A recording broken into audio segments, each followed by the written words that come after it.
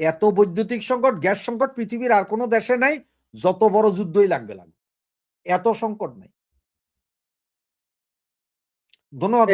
রাশেদ হায়দার ভাই, এই যে বললেন বিদ্যুতের যে সংকট, অনেক কথাই তো বললেন, জনগণের ভিতরে কি প্রতিক্রিয়া? জনগণ কি বিষয়টাকে মেনে নিচ্ছে?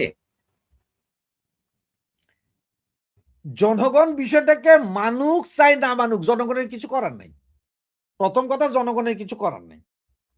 জনগণ যে মানতেছে না সেটার চিত্র আপনি আজকেও দেখবেন। ময়মনসিংহ না কোথায় জানি বিদ্যুৎ বিভাগের অফিসে হামলা করছে পাবলিক, সাধারণ পাবলিক। এর আগে পল্লী বিদ্যুৎ কেন্দ্রগুলোতে হামলা করছে। আমার কথা হচ্ছে যে পাবলিক ওই পল্লী বিদ্যুৎ বা অমুক বিদ্যুৎ কেন্দ্রে হামলা করে ফয়দা নেই। তার কারণে কি জানেন, হেরা কি করবে, এদের কাছে তো আইতে হবে আপনারা দিতে, সেটা তো হচ্ছে না। সরকার নিজে কিছু করতে পারতেছে। দৌড় সালাউদ্দিনের কথা মনে আছে এক সময়, বিএনপির আমলে রাশেদ দৌড় হায়দার সালাউদ্দিন ভাই, নামিয়েছিল। একটা সময়ে বিদ্যুতের প্রচন্ড ক্রাইসিস ছিল বাংলাদেশে, তারপর সেটা ধীরে ধীরে সমাধান হয়েছে। তো ওই সময়ে বিদ্যুতের দাবিতে আন্দোলন করতে গিয়ে বেশ কিছু মানুষ জীবন দিতে হয়েছে, মানে 20 জন। জনগণের উপরে তখন সরকার গুলি করেছিল। সামনে কি এই ধরনের পরিস্থিতি তৈরি হবে, আপনার কি মনে হয়? আমার মনে হচ্ছে যে এই ধরনের পরিস্থিতি আরো ভয়াবহ হবে। আপনাকে বলি, এই যে 5ই আগস্ট 2024 5ই আগস্টের পরে যেমন অকারণে বাংলাদেশ অনেক সম্পদ নষ্ট হয়েছে না, যেমন আপনার এই যে সেতু ভবন পোড়াইছিল, মেট্রো স্টেশন পোড়াইছিল, রেল পোড়াইছিল, বাস পোড়াইছিল, ঠিক এর চেয়ে খারাপ পরিস্থিতি সম্ভবত হবে। কারণ হচ্ছে মানুষ তো সেই মব কালচার শিখছে যে কি কালচার করলে কি হয়।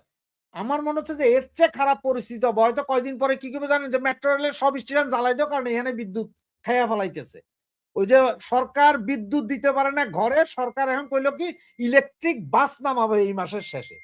পাবলিক যে ইলেকট্রিক বাস এগুলো জ্বালায় দাও, বিভিন্ন পাওয়ার হাউস জ্বালাই দিতে পারে। পাবলিক কিন্তু ওই ধরনের ফেরোস, কারণ পাবলিক তো শিখছে যে কিভাবে মপ করে কোথায় কোথায় জ্বালাইতে হবে, কি কি জ্বালাইতে হবে, কি কি পোড়াই দিতে হবে, কইরা দিতে পারে। কারণ ওই যখন একজন লোক ওই দেওয়ালে পিঠ থেকে যায়, তখন হে কিন্তু আর ভাই ওই বইয়া থাকে না যে আল্লাহ ইয়া সাহায্য করবো, আবাবিল পাখি ইয়া মারবই, হে কিন্তু নিজেই মারবো। তো এই ধরনের ঘটনা হবে। দেখেন আপনি আগামী আরো 10-15 দিনে তো আরো কত কিছু হয়ে যায়। তবে অবস্থা খুবই খারাপ, মানুষ ফুইসা রইছে, এত বেশি ফুসে আছে যে এখন খালি একটা ওই যে ম্যাচের কাঠি পড়লেই সারা, বাকি আর কিছু লাগবে না।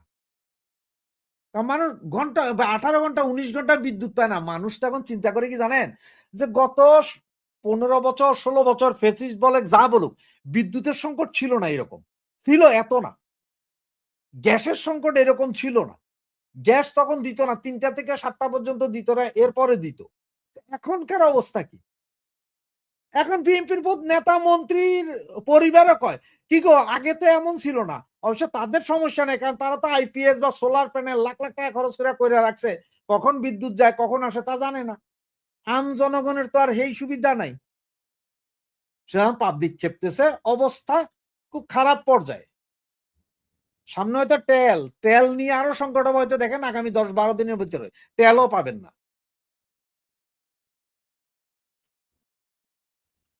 জি রাশেদ হায়দার ভাই, আমি রফিক ভাইয়ের কাছেও আসি। রফিক ভাই, রাশেদ হায়দার ভাই যেভাবে বললেন যে জনজীবন অতিষ্ঠ,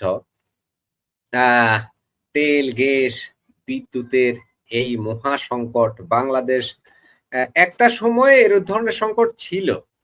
তেল গ্যাসের সংকট না থাকলেও বিদ্যুতের কঠিন সংকট ছিল। একটা সময় সারের সংকট ছিল। আন্দোলন করতে গিয়ে কৃষক জীবন দিয়েছে, বিদ্যুতের জন্য আন্দোলন করতে গিয়ে মানুষ জীবন দিতে হয়েছে।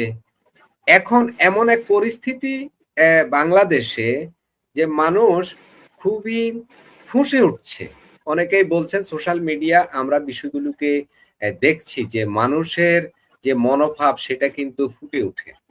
আমি রফিক ভাইয়ের কাছে আসি যে রফিক ভাই, আসলে এই তেল গ্যাসের এই যে বিদ্যুতের যে সমস্যা, এই সমস্যাগুলো আসলে হঠাৎ করে কেন হচ্ছে? বিগত 7-8 বছর 10 বছরে তো আমরা এই ধরনের সমস্যা দেখিনি, এখন কেন হচ্ছে? এর জন্য সরকার, বর্তমান সরকার কিন্তু আওয়ামী লীগ সরকারকে দায়ী করছে। যে তারা নাকি অব্যবস্থাপনা করেছে।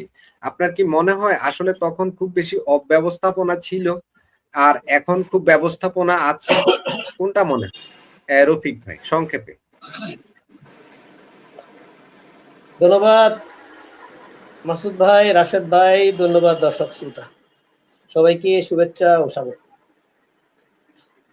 দেখেন, আপনি ক্ষমতায় থাকলে কিন্তু অনেক কিছু বলা যায়।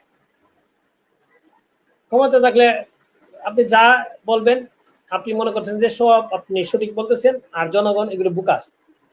ক্ষমতার চেয়ারটায় বসার পরে যারা ক্ষমতাসীন থাকে তখন দেখবেন তারা বলে যে 18 কোটি মানুষ তাদের সাথে আছে।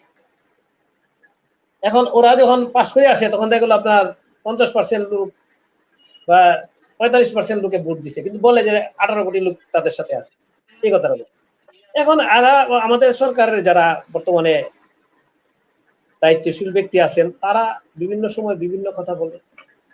বিদ্যুৎ মন্ত্রী এখন কথা বেশ কম বলে, কারণ ওনার নামে অনেক সমালোচনা হচ্ছে। যেহেতু এখন বলে বিদ্যুৎ মন্ত্রী ছাড়া অন্য মন্ত্রীরা বলতেছে এই গ্যাস মানে জ্বালানি নিয়ে, গ্যাস বলেন বিদ্যুৎ বলেন, গ্যাসের সাথে বিদ্যুতের সম্পর্ক। দুইটা জিনিস দেখেন এখানে, আমাদের যে বিদ্যুৎ উৎপাদন হয় তার মধ্যে 6000 মেগাওয়াটের মতো উৎপাদন হইলো আপনার গ্যাসে, আর কয়লা বিদ্যুৎ উৎপাদন হয় 6000 সামথিং এরকম বর্তমানে রানিং, আর কি ক্যাপাসিটিটা বাদ দিলাম। এখন গ্যাসের সমস্যা পুরাপুরি না হলেও গ্যাসের সমস্যা আছে। সমস্যাগুলি কেন হচ্ছে দেখছেন আপনি, আমাদের সংবাদ মাধ্যমগুলিতে বারে বারে কিন্তু আসতেছে যে আপনার এলএনজি আসতেছে, এলএনজি এসে ফেরত যাচ্ছে, বিভিন্ন ধরনের ত্রুটি দেখাচ্ছে যেখানে করা যাবে না। এই যে অ্যাক্সিলেটর আছে, যে অ্যাক্সিলেটর যে কোম্পানি আমেরিকান কোম্পানি, হাসের কোম্পানি, আর আপনার এই যে সামিট গ্রুপের যে আপনার আরেকটা ইয়ে আছে গ্যাস, আপনার যেটা আপনার ইয়া হয় মানে ল্যান্ডিং সেন্টার, এই দুইটাই আছে। দুইটা আপনার একটা তো ধরেন ওই আজিজ খানরা তো নাই দেশে, এটা আবার ইয়া চালায় অ্যাক্সিলেটরে চালায়। অ্যাক্সিলেটরে এখানে বিভিন্ন আমাদের যেহেতু ব্যাপারগুলিতে আসতেছে, বিভিন্ন জনের কথা বলতেছে, বোঝা যাচ্ছে এখানে সামথিং রং, কিছু জানি একটা কিছু হচ্ছে। আচ্ছা, এরপরে সামিট পাওয়ারে প্রথম আসলে পাত্তা দেয় নাই, কি জানি হচ্ছে একটা জিনিস, যেহেতু সামিট পাওয়ার আওয়ামী লীগের সাথে রিলেটেড ছিল, আর আওয়ামী লীগের সাথে রিলেটেড অনেকেরই আপনার পাওয়ার স্টেশনে আপনার ইয়া দিচ্ছে না, জ্বালানি দিচ্ছে না। যেমন আপনার ইয়ারে ছিল ওই ইয়াসালামের পাওয়ার স্টেশনে ছিল আছে, ওদেরকে জ্বালানি আনার জন্য আপনার ইয়া দিচ্ছে না, ব্যাংক থেকে আপনার এলসি গুলো দিচ্ছে না। গতকালকে এবারে 30,000 কোটি 3 লাখ কোটি নাকি বলো কত টাকার আপনার এলসি দিছে। হ্যাঁ, এতদিন পরে দিছে দেখতে না কত 32, আমি একটা পিছনে একটা জিনিস 32,000 বলি। হ্যাঁ, এই যে দুইটা যে আপনার ইয়ে আছে, ওই যে একটা অ্যাক্সিলেটরের একটা সামিট, আওয়ামী লীগের সরকারের সময় আর একটা ইয়া কিন্তু মানে ল্যান্ডিং সেন্টারের জন্য আপনার কাজ শুরু হয়ে গেছিল, ইউনুস আইসে করছে কি এটা বন্ধ করে দিছে। আওয়ামী লীগ সরকার কিন্তু যেহেতু বিদ্যুতের এই দেশের বিদ্যুতের ব্যাপক উন্নয়ন করছিল আওয়ামী লীগ সরকার। আপনাদের মনে আছে কিনা, আমার মনে আছে 2001 থেকে 2006 ভয়াবহ আপনার বিদ্যুতের ক্রাইসিস ছিল। ওইখানে আপনার 2500-2900 মেগাওয়াট বিদ্যুৎ উৎপাদন হইতো ওই সময় আপনার ইন্ডাস্ট্রিটা মাত্র হচ্ছে, মানে বাংলাদেশে যে আপনার গার্মেন্টস ইন্ডাস্ট্রি, যেটা ইন্ডাস্ট্রি মানে বাংলাদেশ গার্মেন্টস ইন্ডাস্ট্রি, ওইটা যখন মানে গ্রোয়িং করতেছে, তখন এই যে বিদ্যুতের এমন ক্রাইসিস দেখা গেল, সারা দিনে 2 ঘন্টা 3 ঘন্টা বিদ্যুৎ পাইছে না। এটা কিন্তু ইতিহাস, সবাই জানে, যারা ওই সময় জন্ম হয়েছে এটা আপনারা জানেন। এটা নিয়ে অনেক সমালোচনা আছে যে সরকার ওই সময় সরকারের একটা পক্ষ খাম্বা দিয়া সারা দেশ আপনার ইয়ে করছে, কিন্তু বিদ্যুতের নামে খবর নাই, এরকম ঘটনা কিন্তু করছিল তখন, তারের নামে খবর নাই। যাক, ওইটা তো ইতিহাস। এরপর আওয়ামী লীগ সরকার আসার পরে বিদ্যুতের যে আপনার উন্নয়নটা করছে, সেটা আপনার ইন্ডাস্ট্রির ব্যবসায়ীরা কি বলছে যে আপনারা আমাদেরকে যেভাবে হোক আপনি জ্বালানি ইয়া দেন, বিদ্যুৎ দেন, গ্যাসের ব্যবস্থা করেন, আমরা করব, আমরা বেশি দামে বিদ্যুৎ গ্যাস কিনবো, তবু আমাদেরকে দেন। এটা কি আপনার ব্যবসায়ীদের ইয়াগুলি কিন্তু সাক্ষাৎকারগুলি মনে আপনি খোঁজ নিয়ে দেখেন পাবেন। ব্যবসায়ীদেরকে ওই সময় চাহিদার কারণে সরকার তড়িৎ গতিতে কিছু আপনার বিদ্যুৎ প্লান্ট করলো, প্লান্ট মানে ভাড়া নিল, যেটাকে বলে আপনার ভাড়া ভিত্তিক বিদ্যুৎ, মানে উপস্থিত ক্রাইসিস ম্যানেজমেন্টের জন্য।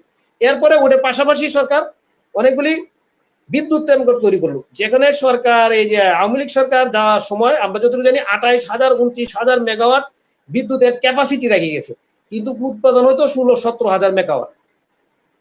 এখন এই 16-17,000 মেগাওয়াটে বিদ্যুৎটাই উৎপাদনটা করতে পারতেছে না ঠিক মতো। কেন? ওই যে আপনার গ্যাসের সমস্যা, গ্যাসের সমস্যা তো শুধু না, আপনার কয়লার তো সমস্যা আছে, কয়লার প্ল্যান্ট গুলো তো বন্ধ হয়ে যাচ্ছে, বন্ধ আছে। গ্যাসের সমস্যা বলতে কয়লা আনতে পারতেছেন না কেন? এখানে অন্য কিছু কাজ করতেছে। আর এখানে আমি এখন আসি, ওই যে দুটো প্ল্যান্ট, 3টা প্ল্যান্ট, দুটো প্ল্যান্ট তো আছেই, যেটা আপনার গ্যাস ল্যান্ডিং সেন্টার যেটা, আর একটা তো ইউজ বন্ধ করে দিল, যে কারণে এই 2 বছর কিন্তু এই কাজ একটা ইয়া বানাইতে 2 বছর লাগে, আপনার 2 বছর লাগে। 2 বছর তো হয়ে গেছে গা, নতুন করে কিন্তু এইরকম আরেকটা হয়ে যেত গা, তিনটা থাকলে কিন্তু আপনার গ্যাসের জন্য কোনো সমস্যা হইতো না। এখন হলো গ্যাসও আনতে পারতেছে না। গ্যাসে যে কয়েকদিন আগে আরামকো থেকে একটা গ্যাস আসছে, একটা জাহাজ আসছে। এখন এক্সিলেটর কোম্পানি করতেছে কি জানেন, তারা যেহেতু এখন নিজেরা চালাচ্ছে, সামিট পাওয়ার নাই, তাদেরটা ওরা চালাইতেছে। এক্সিলেটর কোম্পানি আর মন মতো কাজ করতেছে। ওটা বলতেছে কি যে ওটাতে নাকি আপনার ত্রুটি আছে, ওই জন্য জ্বালানি আপনার করতে পারে না, সাপ্লাই দিতে পারবে না, নামাইতে পারবে না। এখন আরামকো কি এটা বোকা কোম্পানি? আরামকো বিশ্বের সেরা আপনার বড় একটা তেল কোম্পানি। তারা কি আপনার ত্রুটিযুক্ত জাহাজ দেখে তেল পাঠাইছে, এবং ওই ত্রুটিযুক্ত জাহাজ এটাতে তো আরো তেল আসছে, এবং শেষ পর্যন্ত এই আপনার গ্যাস ধরিস তেল না গ্যাস, ওই গ্যাস ফেরত গেছে। তার মানে আর এক সমস্যা এদিক দিয়ে আবার দেখেন, সামিট পাওয়ার বন্ধ ছিল, কি কারণে বললো যে পুড়িয়ে গেছে, আগুন লাগছে। এখন আমরা কিছু খবর পাইনি, সরকারের মুখ থেকে বলি যে আগুন লাগছে।